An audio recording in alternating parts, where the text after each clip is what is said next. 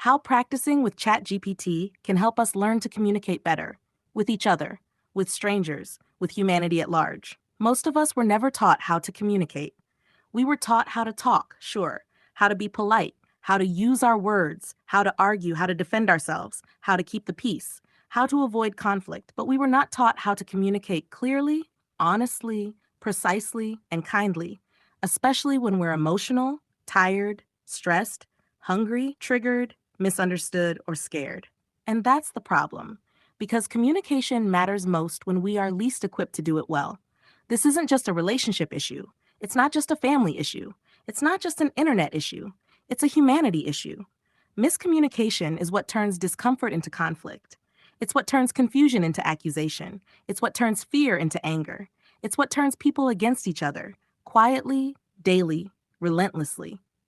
It's why so many people feel unseen, attacked, misunderstood, neglected, defensive, exhausted, like they're walking on eggshells, afraid to say what they really mean, afraid of hurting someone, afraid of being hurt, afraid the other person will explode, shut down, or leave. And then there's the other side of the spectrum. Online, people say everything with no filter, no empathy, no sense of impact. Words are thrown like stones, tone disappears, nuance evaporates. Humanity gets flattened. The result? A world where people are constantly talking and almost no one feels understood. The real problem isn't disagreement, it's how we communicate while disagreeing. Most conflicts are not caused by different values or needs. They're caused by unclear language, emotional reactivity, unspoken fear, assumed intent, stories treated as facts. In other words, poor communication under stress. And here's the uncomfortable truth most of us avoid. Most people are not bad, cruel, or selfish. They are overwhelmed, unskilled, and reactive. We've built an entire civilization that runs on language, but we never taught people how to use it responsibly. Why people feel safe talking to ChatGPT? There's something quietly revealing about how many people say, I feel safer talking to ChatGPT than to people. That's not because AI is magical, and it's not because humans are hopeless. It's because ChatGPT does something most humans struggle to do in moments of tension. It doesn't have an ego to defend. It doesn't take things personally. It doesn't interrupt. It doesn't react emotionally. It doesn't judge. It doesn't escalate. It listens. It reflects. It slows things down. And that alone changes everything. People aren't bonding with AI because they want less humanity. They're doing it because they want more safety, clarity, and understanding. And they're not getting enough of that from each other. That should tell us something.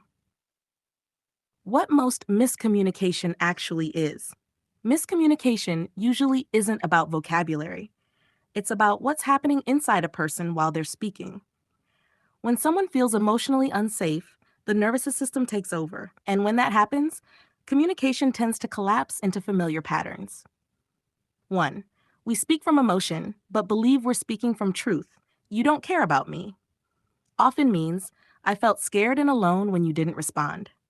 2. We accuse when we're really making requests. You never listen. Often means, I want to feel heard. Can we slow down? 3. We use big language because we can't name specifics. This always happens. Often means, this happened twice recently and it's starting to worry me. 4. We communicate to protect ourselves, not to connect. When people feel vulnerable, they usually attack, criticism, control, intensity, or withdraw, silence, shutdown, avoidance. Both are attempts at safety. Neither creates closeness. 5. We confuse our interpretation with reality. Event, they didn't text back. Story, they don't value me. Reaction, fine, whatever. That's not communication. That's a chain reaction. What good communication actually is in plain human language. Good communication isn't perfect wording. It's a clean structure. 1. What happened, observable, specific. What I felt, emotion, not blame. 3. What I made it mean, your interpretation, not a fact. 4. What I need or want, clear, doable request. When those 4 pieces are present, conversations become clean. Not easy, not always comfortable, but clean. And clean communication is what makes repair possible. Where ChatGPT helps without replacing real relationships. ChatGPT works best as a practice space, a pause, a mirror, a place to slow down before you speak. Most people practice conversations by spiraling in their own head, replaying scenarios, rehearsing arguments, sharpening defenses. That doesn't prepare you for connection. It prepares you for combat. Using ChatGPT instead can help you do something radically different. 1. Translate raw emotion into clear language. You can say the messy version first, the dramatic version, the emotional version, then ask, what am I really trying to say? What's the clean truth underneath this? How can I say this without attacking? This isn't about being nice, it's about being accurate. 2. Separate facts from stories. So many arguments are really two people fighting over interpretations. ChatGPT helps you slow down and identify what actually happened, what you assumed it meant, what you're afraid it might mean. That alone prevents countless unnecessary conflicts. 3. Get honest about what you actually want. A lot of conflict comes from indirectness. We complain instead of requesting. We hint instead of stating. We punish instead of asking. Example, you're always on your phone. Becomes, I want 20 minutes of undistracted connection with you at night. That's something a human can respond to. Hash 4. Find words when you're emotionally flooded. When emotions run high, language gets sloppy. Always. Never. You don't care. You're selfish. Those words feel powerful, but they usually create defensiveness. ChatGPT can help you find calmer, more precise words without denying your feelings. 5. Practice repair, the most important skill of all.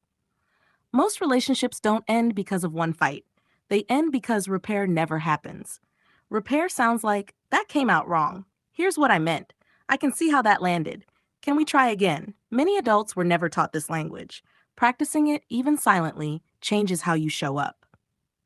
This only works if it's used ethically. This matters.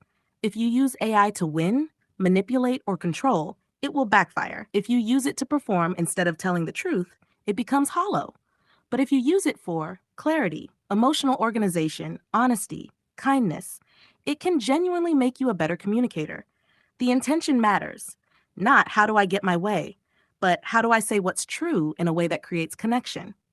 Why this matters for humanity, not just relationships. The future isn't just about better technology. It's about better humans using language more responsibly. Because the biggest problems in the world aren't new. Misunderstanding, fear, defensiveness, pride, unspoken needs, poor repair. If communication became a practice skill, homes would feel safer. Children would watch adults repair instead of rupture. Online spaces would soften. Disagreement wouldn't feel like war.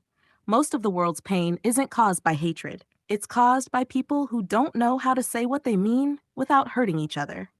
Most of us aren't bad at love. We're bad at language under stress. Using ChatGPT as a communication mirror is like checking yourself before you speak. Not to be fake, but to be careful, because you want your words to match your heart. And maturity isn't never getting it wrong. It's learning how to try again, more clearly, more honestly, and more gently each time.